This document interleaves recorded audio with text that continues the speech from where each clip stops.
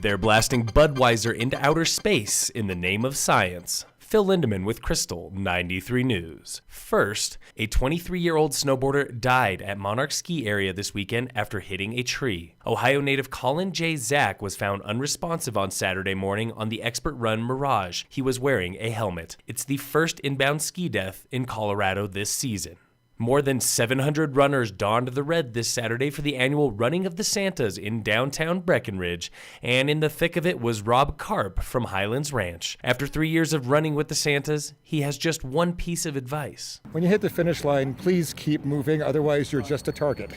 SpaceX is launching a private mission to the International Space Station today, and the makings of good old American beer will be on board. This from the Washington Post. Budweiser last spring announced it will send beer on the first manned mission to Mars, but until then, they need to test barley and hop varieties in zero gravity. The cargo leaving Cape Canaveral today includes barley seeds. These microgravity seeds, as they're called, will be on the space station for 30 days before returning to Earth.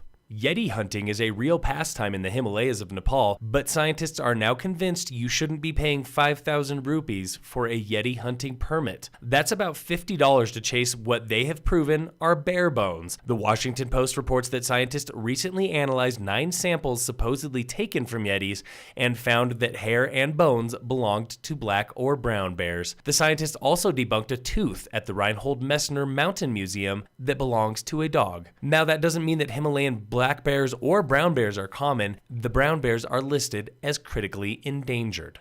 Colorado wants to enlist truckers in a war against human trafficking. The Denver Post reports that Colorado lawmakers might require all commercial drivers to take a course that teaches them how to recognize the signs of trafficking and what to do if they see it happening. Those courses are already successful in states like Arkansas. The Colorado Motor Carriers Association says it was really something that a lot of our companies and drivers have embraced. It's like having an army of additional eyes and ears out there to be monitoring this.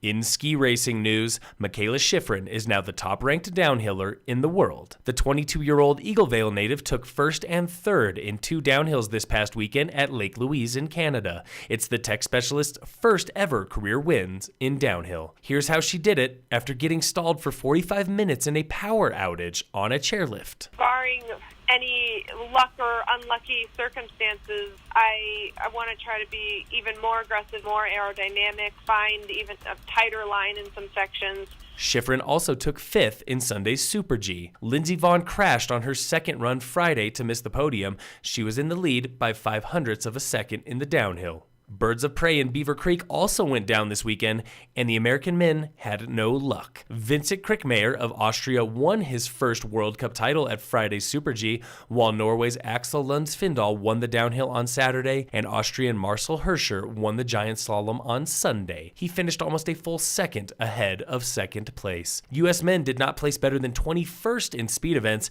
and Ted Ligety struggled to a 7th place in the giant slalom. That was the top finish for any of the U.S. men in Beaver Creek. In sports, on Monday Night Football, the Steelers play the Bengals. Game time is 6:30 on ESPN. The Nuggets also play tonight. They have the Mavericks in Dallas. Tip-off is 6:30. Phil Lindeman with Krystal, 93 News.